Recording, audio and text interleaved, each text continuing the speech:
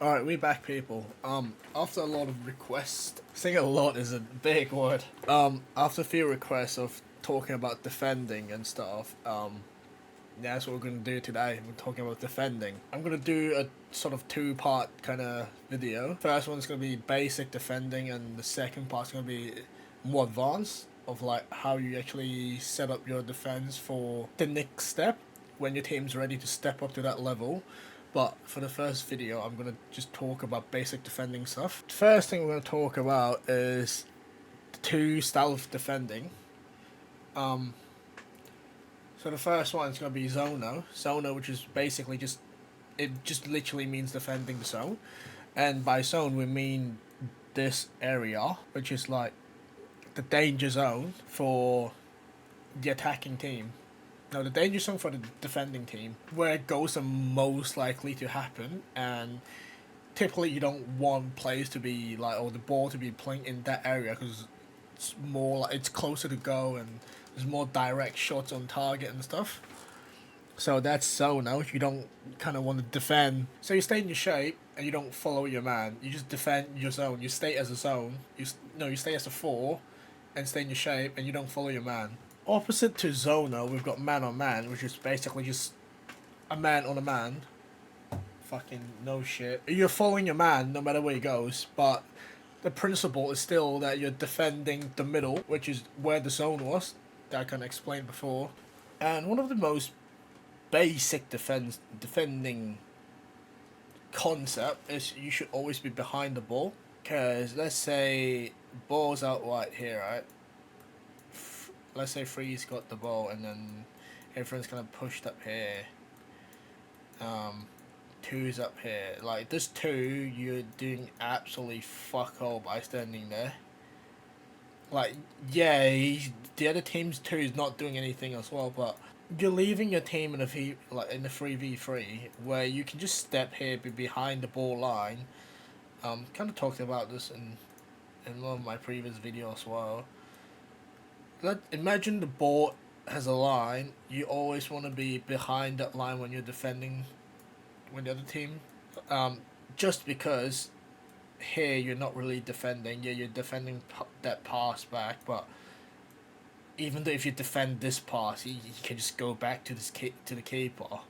So there's not really much point just standing there. Like you either close them down and double team that free, pause, or you just stand behind the ball line if this free your team is already defending like a forward pass, and you kind of like block off that pass to four, because he might be able to make that pass if that four just runs into the middle, and now he's got space in here. It's a 2v2, so you always want to be behind the ball instead of in front of the ball. This is in front of the ball, this is behind the ball. Let's start talking about Zono first. So we have the board here, and for example, ball moves to out wide to four here. Normally, if five moves, like if he has any movement, he's going up here. Three is moving there. Normally, five is going to go with five. You know what? Let's swap around these so it's easy on the numbers. If two's running down, five's running out. If five's going to go, two's going to go with them in like a man-on-man marking. But for Zono, if five goes and two goes, you drop as a whole four. So two drops and then make sure four's kind of blocking that pass to two if he eventually runs out wide. Five drop in so he can block that middle ball. Four can kind of push out if it allows. If five communicate with four, he can kind of push out a bit to like hold off that two run, and then two shifts around, three comes in. You stay in your shape. You stay in a four, and most team defending Zono stays in the diamond. That's what we call in futsal. Literally just a diamond or a square. If ball comes wide, it could be a square if we didn't move as a diamond. If we come back here, and when we're here, diamond, right, pass it out wide, four comes across, five drops in, to that line with 4, 2 comes over. If 2 makes that run as well, 3 drops in to make it a square. So it's always constantly diamond and square in a zono. For zono defending, it's a bit more easy as long as you get your shape down and everyone knows what they're doing. But when the opposite team keep moving the ball around and eventually like drags you out a little bit, there tend to be more gaps, and it's less effective if you don't keep your shape like really tight.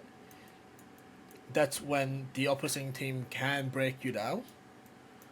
So some team opts to do a man-on-man, which is on paper easier because you're literally just following whoever you are following. You just pick man up and follow them. So man-on-man essentially is if 4 moves down here, 4 comes with him, 2 goes up, 2 goes up, 3 moves in, you just kind of like, wherever they go, you go and stuff. Like 4 comes out here, you comes out here, 3 comes out here, you comes out here. Easy stuff. You follow your man. The most thing that confuses defending team is, let's say 4 comes down, and then 4's coming down, and then 3's coming up, and then 3's coming up.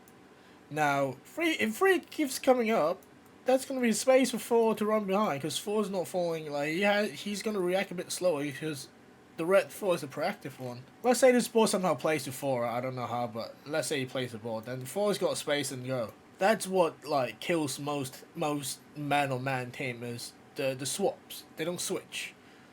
So what teams can do, right, is when this 3 comes up and 4 runs in, 3 back here, because he's the last man, he needs to call to 4 to the blue 4s, like switch or swap or I'll take your man, pause. 3 takes 4 now, and then 3 comes out, 4 just stays there, so he can take him. It's still man on man, and that prevents 3 from running out, and then 4 has to track back for his man, sort of thing, and then allow the red 4 to receive a pass in the open space and to have a shot on target. So that's sort of the basic stuff for defense. You get your zoner and your man-on-man. Building on from that, right, is how aggressive you want your defending tactics to be. If your team's more aggressive, you can start your defend up here, like literally in the other team's half.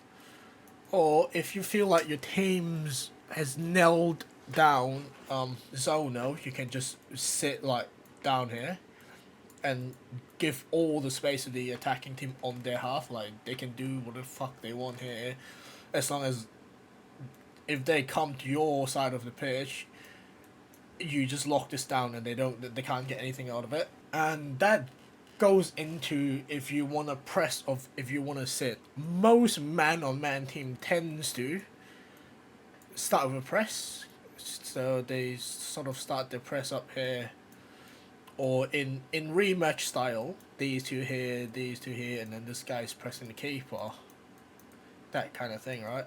I'm not gonna lie, I've seen a video of someone analysing their own play as a defensive player. I'm not gonna name any names, but in his video he's stating that someone always has to press the keeper, because once that ball plays here, he can lock that line and he can't pass back, he can only go forward, which is true, but you can't leave this man like doesn't know what to do. Yeah, he can't pass back, but the whole point of a football match is to go forward. So once that ball's gone past you, he's going forward. You have to come back now. You have to run back, and he's already got advantage in front of you, and you're leaving your defensive side of things on the 4v3 instead of a 4v4. I kind of see his point of like you can't let the keeper have like free range of play, but if the keeper's free range of play there, he's not gonna score. Like he can't score from here. Even like let's say he pushes up from here, he can't score from here, can he? But if you press keeper and he gets the ball up, and then this guy just fucking legs it, right? He brings the ball up. The whole team's fucking attacking now. A can score from here, score from here, score from here, score from here, and you're just always like constantly tracking back because you've lost the advantage of having another man back here to defend. As I said before, it's still early days. We don't. No one had like no one knows what the meta is gonna be. No one knows like the proper way of defending, the proper way of attacking, proper way of pressing, proper way of whatever. So it's all theory crafting. Right, moving on to pressing. So let's say we go back to the situation where the keeper has the ball. Right there. We don't press keeper because that's the philosophy. My philosophy is don't press keeper, right? How do you want to set up your press? Do you want to set up your press on man, or do you want to set up a bit more advanced, which I'll explain in the next video, and how aggressive you want to be, which kind of decides where you want to start your press. Because you can start your press when they get to your halfway, or you can just start your press when they have the ball in their own half. And when to press. When is a very vague word for awareness. I'll say awareness is more important than when. Because when you can always press, but you have to be aware of what the situation you're at during a game. So let's say if you're a goal down, you just always want to press because you need to go back. But if you're like tied up, then you want to press when a mistake or bad touch or whatever happens from like on the other team. Then you want to press, or you kind of want to like lure them in, and then you like all of a sudden you start to press, so you catch them off guard. So you kind of have to always read the game, and then depends on the situation you decide when to press. Let's say this 5 press, whole team has to press. You can't have like 3 sitting back here waiting for like something to happen. 5 licks at himself to press, and then these 3 just sits there and no one presses. What happens is he's gonna play like either option, and then it's gonna be a 3v3 back here, or if someone's lacking, then it's 4v3. So if 5 press, whole team goes. Everyone has to be on the same page when you press. Now we've talked about press a little bit more, let's go on to sitting. Sitting is basically you're kind of just sitting and letting the other team have the ball and sort of capitalize on their mistake. Also, there's sort of like an idea where you want to sit. If you want to put some pressure on the other team, you can like sit up here, like sort of like a quarter way, 1/3 of a way. You can sit here, like you're allowing space, but yeah, you can sort of sit like up here and allow some space behind. And if they run, you kind of like drops down, of like the whole team drops in your shape, and then let them have their space up here again. Or if they play that long ball, you're gonna have time to like recover and track a player. Or you can literally just sit here, park the bus, sit right outside your goal.